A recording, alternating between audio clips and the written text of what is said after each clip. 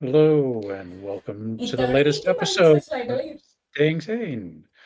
I'm Jay, and my partner in crime, Hussein. Yeah. So, Hi, everyone. hey. So, Hussein, why don't you kick us off this week? Yeah. There's something very important, very serious. That is something from India this time.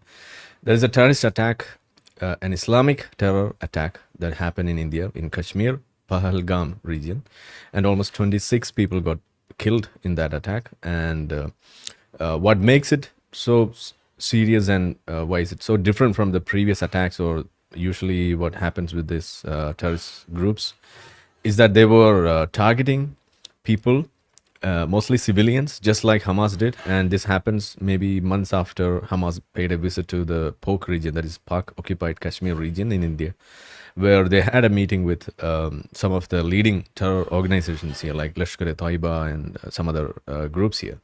So they were targeting the civilians this time. And while carrying out the terror, the attack, what they did was they were asking the tourists, these people, the attack was in a tourist place, like it's called the Switzerland of India. Like it's a cool place in a mountainous region, and it's a hill station. People come there and they spend their day doing various activities, outdoor activities.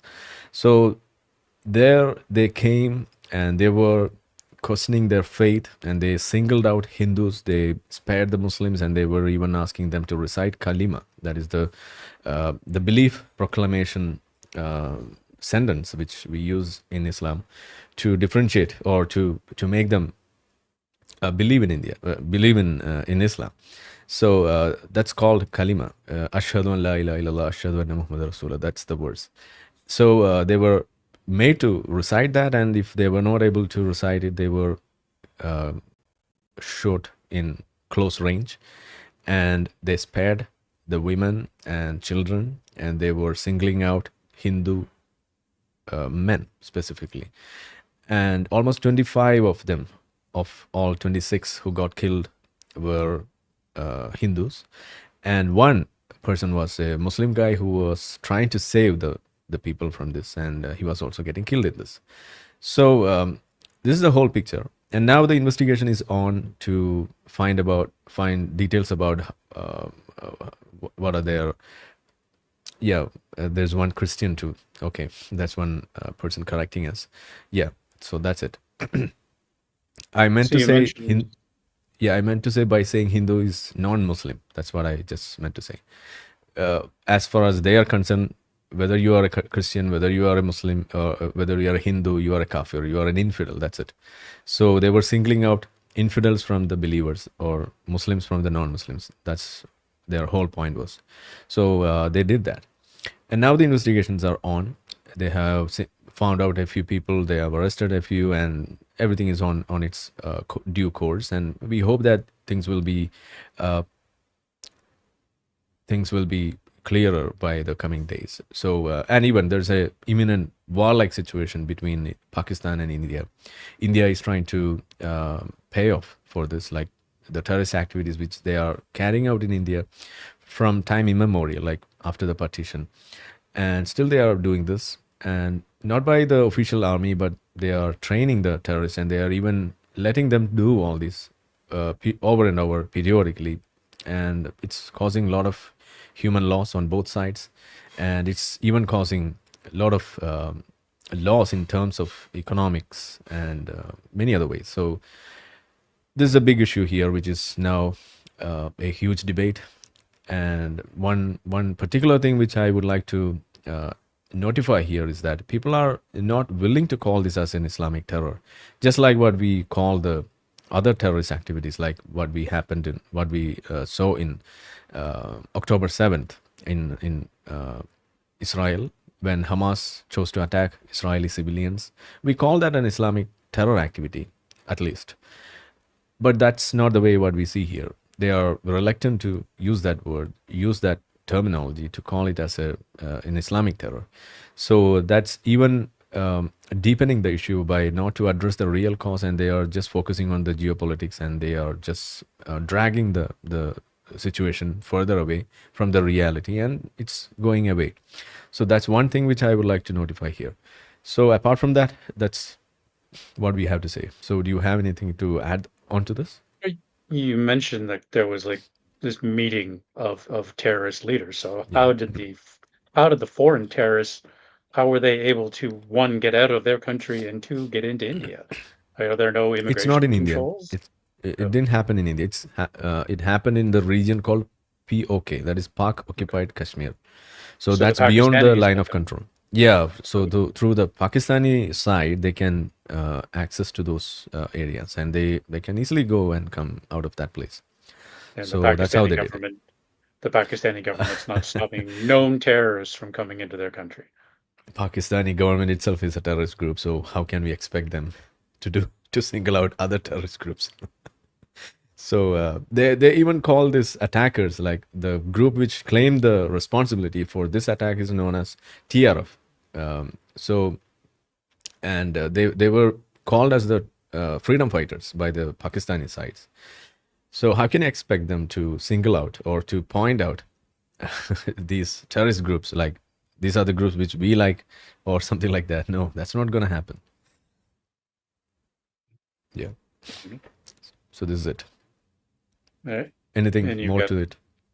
just curious, like how, they were able to get around. So that Mhm. seems a little counterintuitive. So strange. Anyway, it's a warlike situation here. Like people are now focusing more on what would happen next, like who will fire the first missile, first ballistics, and also everyone is waiting for that. Even after many years, almost more than a decade, the people in uh, Kashmir region, they are now preparing for the war, to face it, to stay out of the war zones, and also they are now, news is spreading here, like they are cleaning the bomb shelters and all.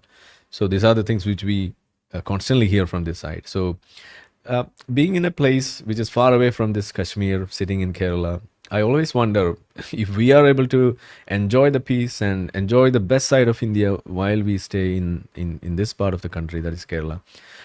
It's so bad to see these people suffer in that area, Kashmir. That's the northern side, the northern end of India. So they also deserve a better life, and it's just because they are facing, or they are siding, or they're just adjacent to the Pakistani border, they are now facing these kind of terrorist attacks over and over, and it's causing much trouble to their lives. So even this area, this Pahalgam and Kashmir, whole of Kashmir, it was slowly coming out of the terror spree which was happening for more than 3-4 decades, and there were there was some special consideration for this area. Like we had an Article 370 in this area, which gave them a special categorization of that place with some special privileges and all. So now it's now just like any other union territory, and they are not part of India, the mainland. So that's something which was always a debate among the political factions here. So now, after that, Kashmir was seeing a lot of peaceful upcomings. Like they were seeing a lot of tourism bloom in that area, and that's one thing which we always wanted to see. But now, after this attack, it's almost coming to a standstill. Like it will affect the normal lives of the people. So they will be afraid to go out. Even the tourists will be afraid to go to or visit such places. And I think this is one of their goals by which they can move towards causing terror, and to win to achieve their goals, like the Ghazwa-i Hind. That's what it is mentioned in the religion. in Islam, that is to conquest of India. This is something which is a dream which is mentioned in Islam. And almost every Muslim in Pakistan where they are living, they have such a dream, and every instance of terror, they see it as a dream come true moment for their bigger goals. And I don't know, without addressing this basic problem, how you can solve this in long run. Yeah. Well, Anyway, education would be a good start. So yeah, that's right. people away Let's from see. these Anyway, ideologies. something like an Abraham Accords, we will have to find it in India, like an Accords which forces both these countries to address the root cause, to promote the bilateral relations like economic relations, trade, and other things. And for that, they have to stop terrorism. They have to address the problem. They have to revise the textbooks. They have to address the radicalizing teachings which is existing in those regions, especially in madrasas and all, where they always train the little children even in statements and in narratives which is against India. That's what is causing this problem. So, anti-India stance is something which is so prominent in Pakistan and in other regions. So that's one reason why this is perpetuating like anything.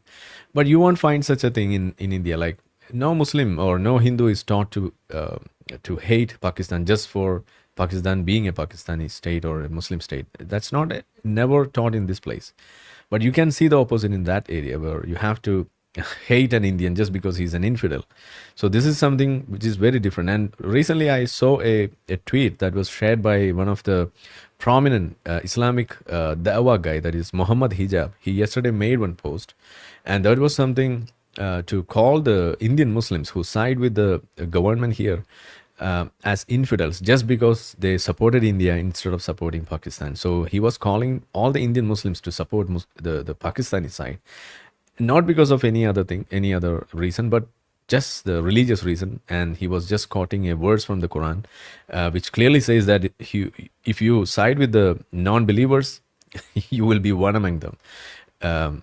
Surah 5, verse 51. That's what he mentioned in that. So this is the kind of BS which is being propagated during these times to promote the religion, to promote or to push these innocent Muslims to religious boundaries, and to make them more receive more religious teachings and exposure, whereby they can be led into the grasslands or the the bushy lands of Islamic terror.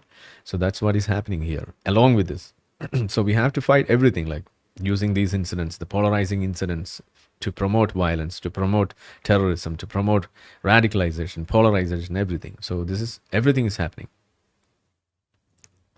Okay. Well, let's hope. So you had a story on Mahmoud Abbas. Mahmoud Last Abbas, day, yeah, Mahmoud Abbas last day made a shocking statement. That is something he was calling the Hamas, not my dear friends or something like that, but he was calling them sons of dogs, not gods, but sons of dogs. So he was calling them. So I can just read out from the news, BBC. Abbas calls Hamas sons of dogs and demands release of Gaza hostages. The news is from 6 days ago.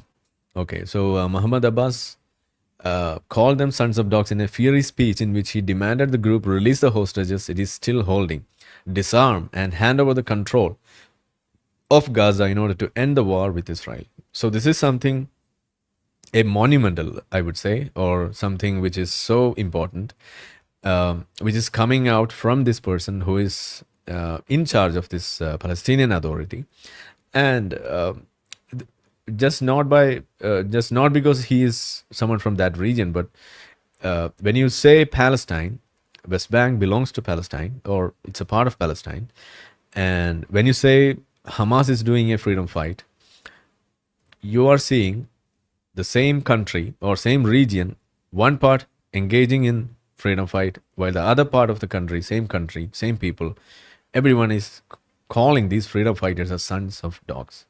So that's not normal. So it is at least a reason, or at least a chance for the people to understand the reality, what is going on there, and to release the hostages. If you are totally obsessed with ending the war and to bring about peace in the region, you just got to do one thing, that is to release the hostages. You are not speaking anything on that, and you are not even placing that as an option to end the war. You are just asking other people to cease fire, not anything more than that. So releasing the hostages should be the priority, and that's not happening. That's not being called out. No people around the world, no governments, no countries, they are not coming out to force Hamas to do this. So at least in that scenario, when Mohammed Abbas comes like this, it's something monumental. And Yeah. I'm so happy that we could see this at times. Like even last time we discussed about the people in Gaza itself revolting against Hamas, even um, taking some of the Hamas fighters and even killing them. That's what they did. So they were not just protesting; they were even trying to execute them out of their anger, because their lives are now thrown into the debris that we see there. It's like a war zone which you cannot repair anytime soon. That's the reality in Gaza, and now we are seeing like Gaza was so beautiful before October 7th. They themselves are saying that. So until that October 7th, they were saying Gaza was an open prison, but they now just forget about that. They are not able to recall what they were saying before October 7th. That's the level of memory loss that they have, selective memory. So things are going on, evolving. Even people within the Gaza, within the Palestinian Authority, the region, they are calling out the terrorists.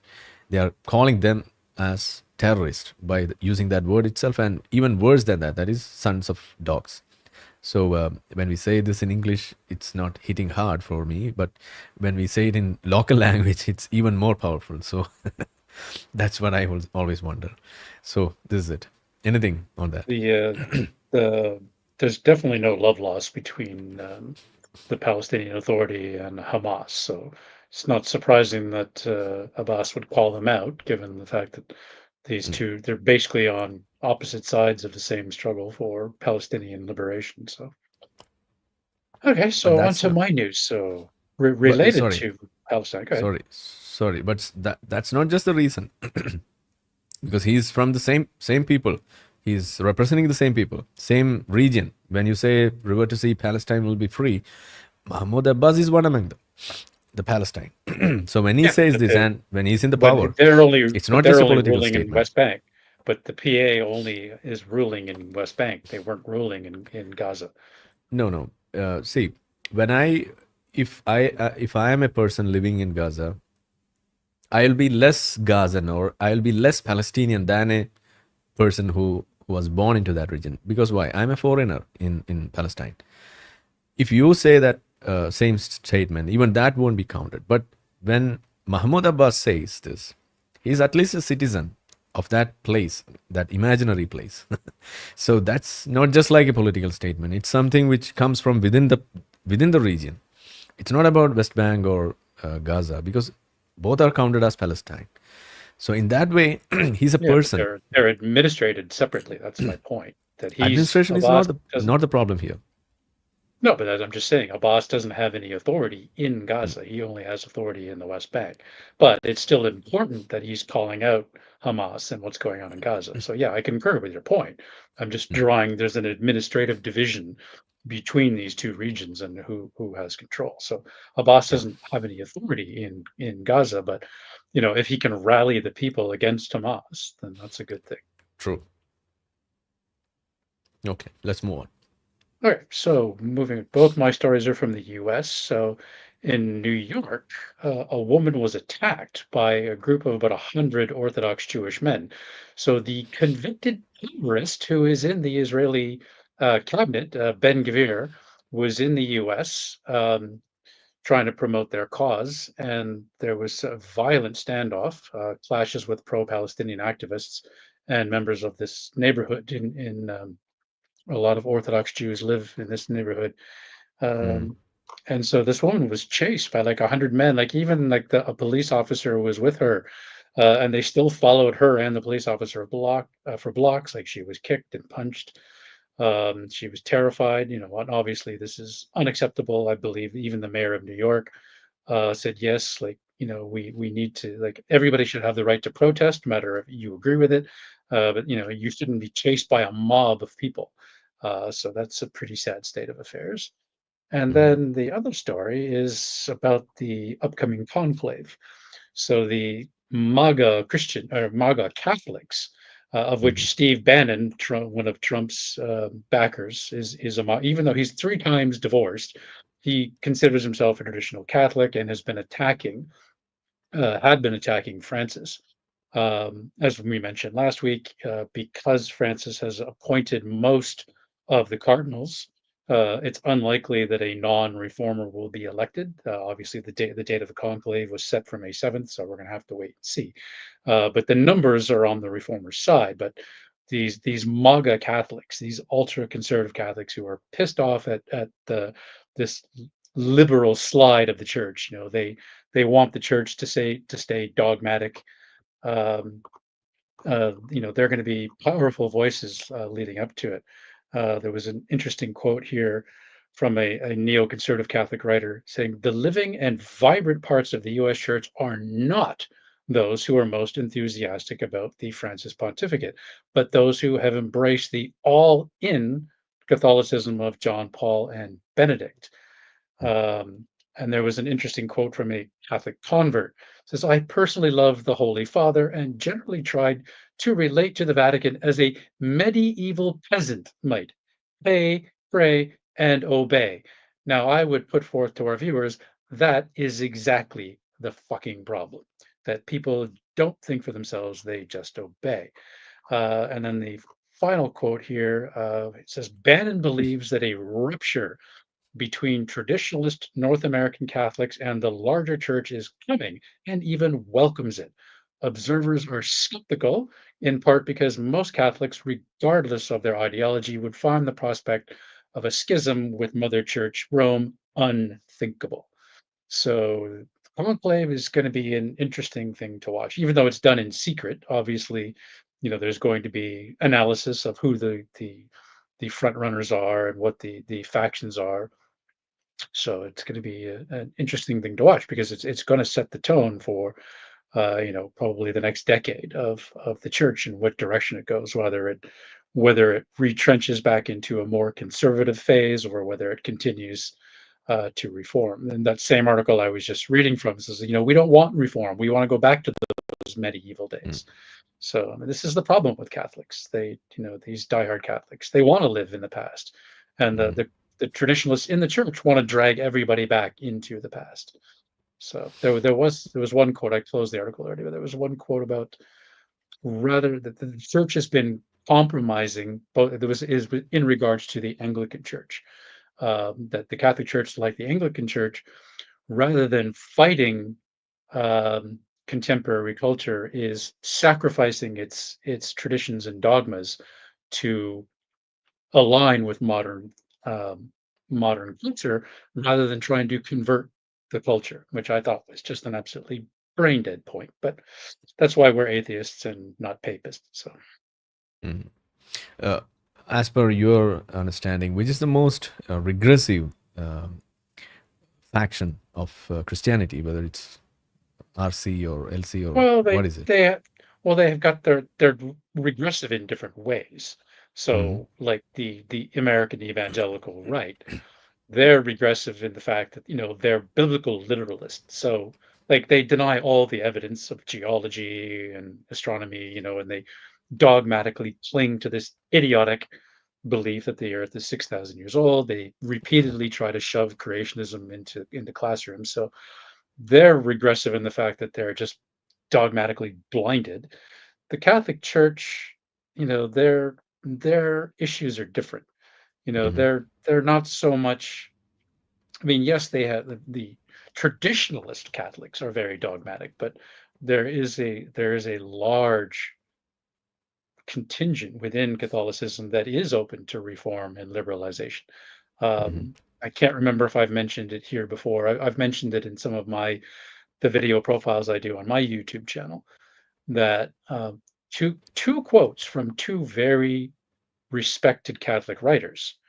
One who was actually a priest, was a highly respected theologian, who, according to one papal biographer, almost single-handedly set the agenda of Vatican II. And he said, as well as James Carroll, another American prominent Catholic writer, both of them make the point that under John Paul and Benedict, millions of Catholics left the church as they tried to drag it back into the Middle Ages.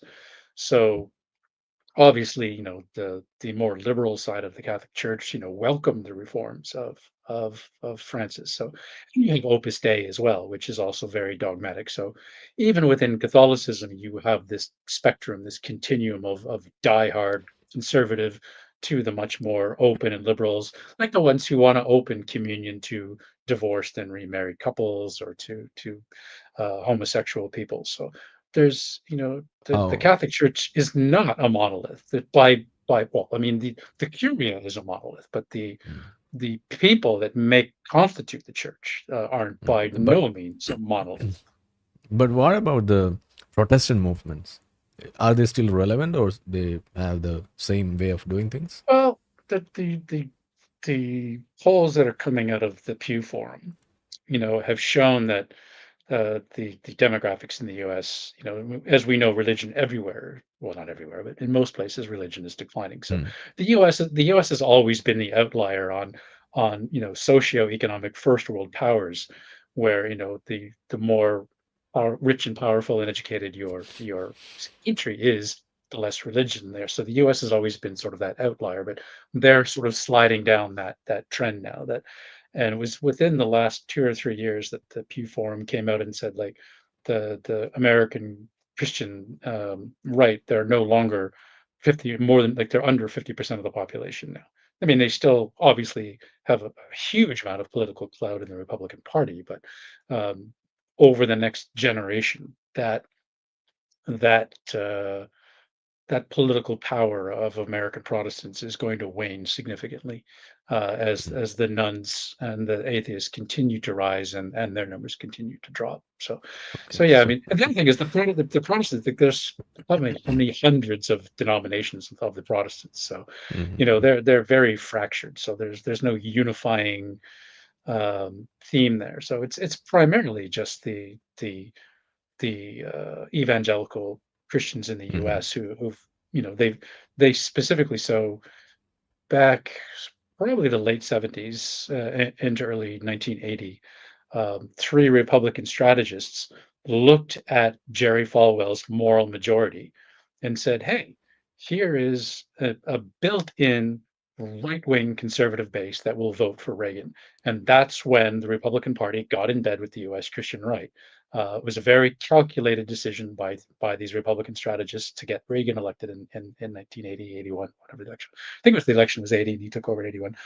Um, sort of then for like the last 40 years, it's just been this downhill slide in the US as one Republican politician after the other just trips over themselves, mm. denying evolution, denying climate change, denying all this intellectual denial that has taken root in the right on in the US. So it's so So, so would you mean to say that when compared to the previous centuries, the differences between the different factions of Christianity is more or less like how they side with the modern things like climate change, evolution, and well other things, or that's one of the the scriptural things.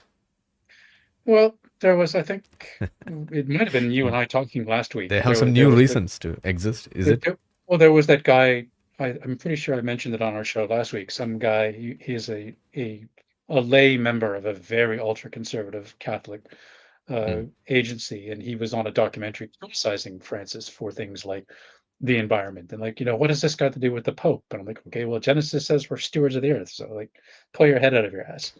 Um, but I mean, the church was never like mm, the Christian church as a whole was never a monolith. Like, despite Catholic overwhelmingly biased Catholic propaganda that the church was one and that the Pope was always in charge. That's just Catholic bullshit. That's propaganda that emerged in the Carolingian era around the time of Charlemagne. This is all the history I discuss in my book.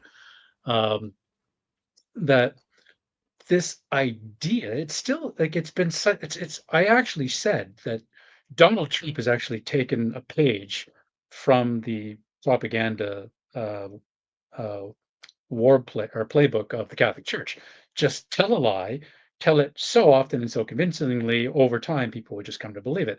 And this is what the Catholic Church has been doing for hundreds of years, like Mm, spreading this lie that the Pope has always been the universal head of a universal Christian church, and that's just not true. mm, It's a complete fabrication, and actually, it's not just one fabrication; it's multiple fabrications, all mm, building one forgery builds on another, which I document in my book. But it was mostly in the era of Charlemagne, like when so Charlemagne's father, Pippin, is the one who gave the papacy the lands of central Italy. So the French forces had defeated the Lombards in central Italy or in the mid 700s, and mm, then gave that land to the papacy. It's called the Donation of Pepin, and that was for the next 1,000 years. The popes were secular rulers in Italy, so it mm, was in this Carolingian era that they resurrected the earlier forgeries from like the fifth and sixth centuries when the popes started creating all of this bullshit around themselves, and then it got picked up by the Carolingians in the 700s, and they really started amplifying that um, in terms of power because Charlemagne wanted he wanted a Christian Holy Roman Empire, so they were really stressing like this unity, even though it's a complete fiction. And you look at there's been multiple, and I cite them in my book. There's multiple refutations by the Eastern Orthodox Christians. This is we don't recognize your authority. You can claim it all you want, but we don't recognize it. There's even a great quote from Pope John, who called the Vatican Council. He says, "Yes, mm, there's fault on both sides for the schism between East and Western churches." He says, "But most of it's with us on the Catholic side." And this is the Pope saying this.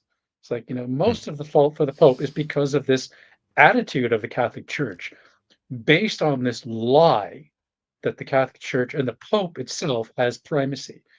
It's, until they can get over that, like, there's gonna be mm. no healing.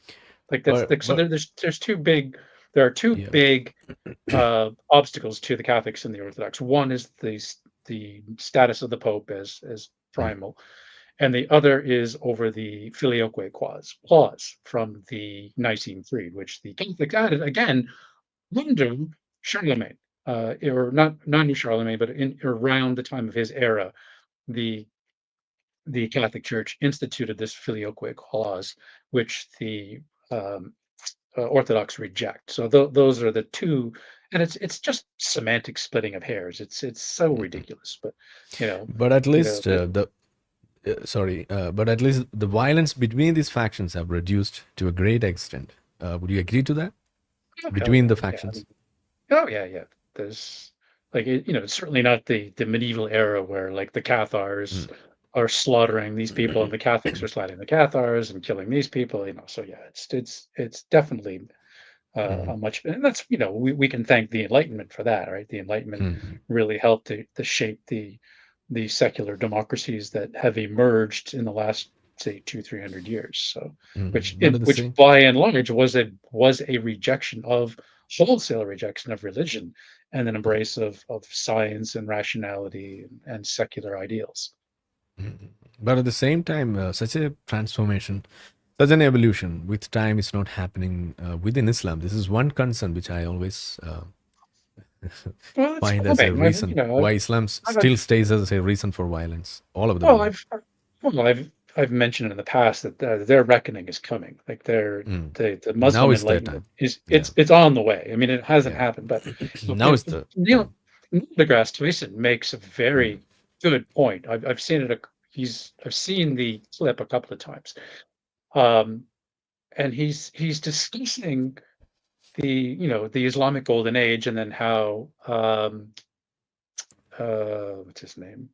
I can't remember the name. There was a Persian scholar who basically shit canned the Islamic Golden Age, at least in the area sort of in the Middle East. Like mm, so the Islamic Golden Age is really hard to pin down because it wasn't one era, and of course it spans such a massive geographic territory. Like you've mm, got Andalusian Spain, you have the Central Asian steppes and Uzbekistan. So there are aspects of the Islamic Golden Age that are perpetuating beyond Al-Ghazali. That's it. So yeah, Al-Ghazali was the Persian scholar who wrote like the Incoherence of the philosophers, and basically killed off the Islamic Golden Age around like the House of Wisdom in Baghdad. But anyway, mm, uh, Neil deGrasse Tyson was talking about that and saying like like they discovered like Al-Khwarizmi brings us algebra.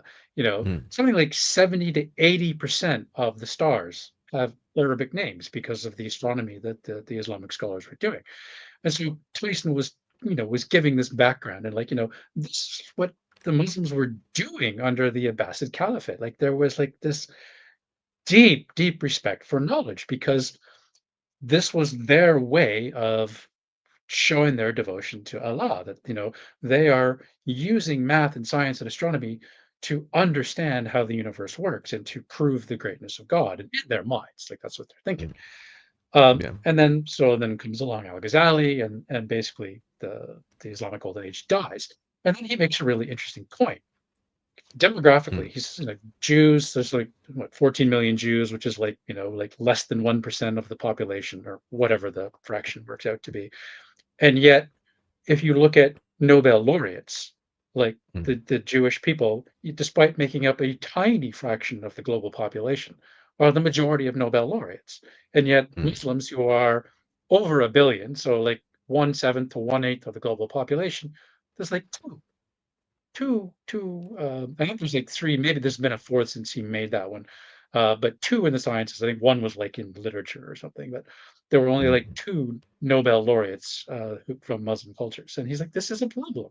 There's a mm, problem in Islamic society that denigrates knowledge and learning. And so again, I would hypothesize that that era, in this era of the information age, in the era of the explosion we've seen over the last, say, 20 years of ex-Muslims, that Islamic enlightenment is fast approaching. Whether it happens in our lifetime, I hope it does. I would love to be here to witness that. But I would say within the next century, the Islamic Enlightenment is gonna hit.